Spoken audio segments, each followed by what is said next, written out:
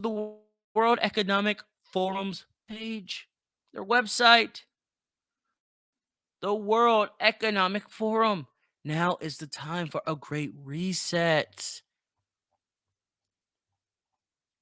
Let's go to their leader. Let's go to their leader. Where's he at? Let's see his quote. Let my computer just download a little bit. No rush. There's no rush. The rush is going to happen when your bank account has zeros. That's when the rush is going to happen. The rush is going to happen when you can't pay your mortgage, your rent. You can't afford groceries. Push to reset the world. Light green. Let's go to it. COVID-19 lockdowns. Listen, this is how they started. COVID-19 lockdowns may be gradually easing, but anxiety about the world's social and economic prospects is only intensifying. There is good reason to worry. A sharp economic downturn has already begun, and we could be facing the worst depression since the 1930s. But while this outcome is likely, it is not avoidable or unavoidable. To achieve a better outcome, the world must act jointly and swiftly to revamp all aspects of our societies and economies, from education to social contracts and working conditions.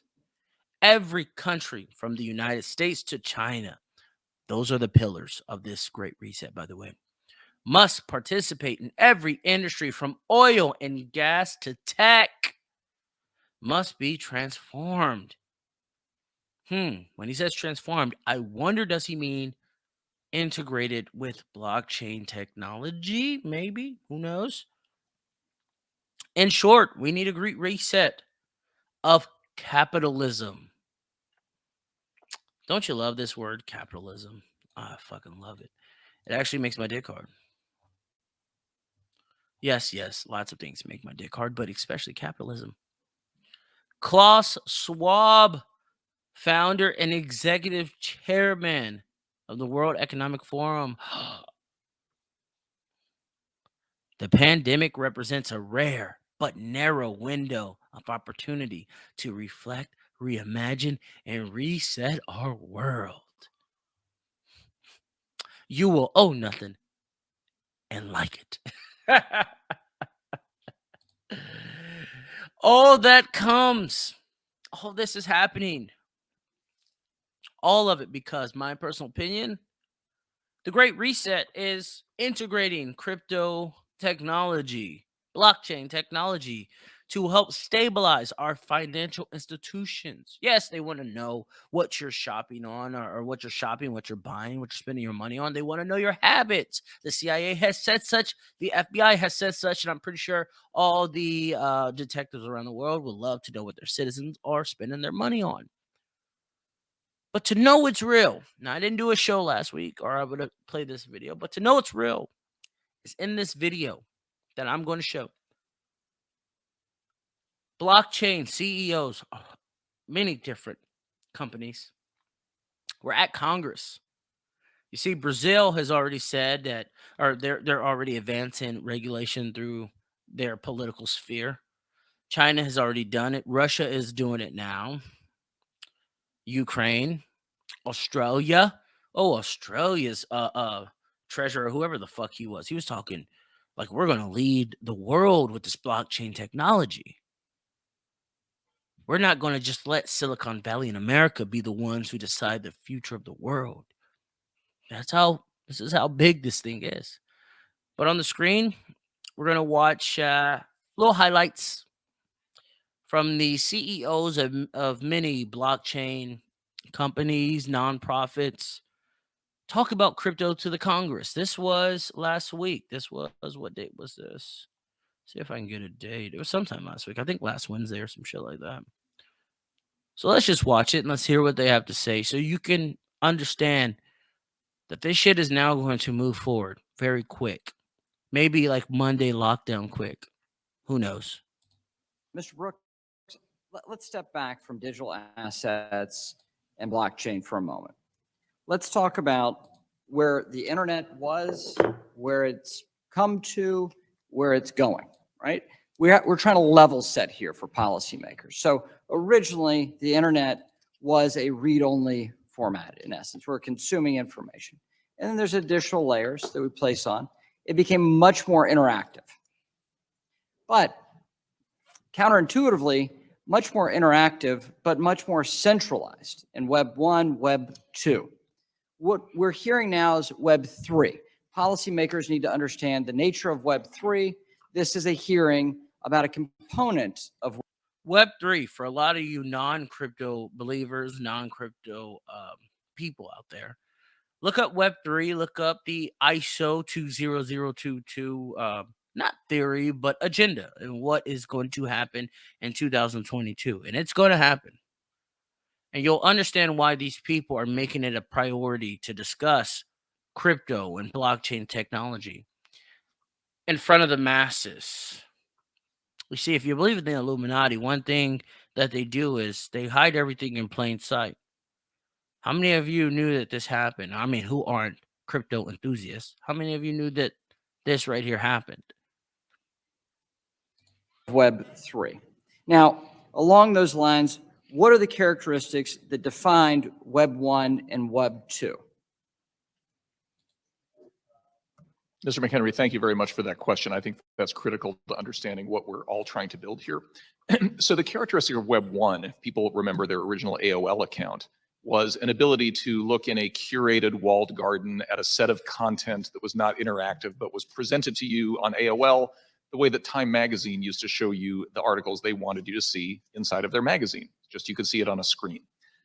The innovation of Web 2 was that suddenly you could not only read content, but you could also write content. This is when the blogosphere became a big thing. People remember this from the late 90s, the early 2000s. The reason for the centralization of the internet, of course, was that all of that activity was being monetized by a very small number of companies. Facebook, as the chairwoman mentions, Google, and 2 or 3 other companies.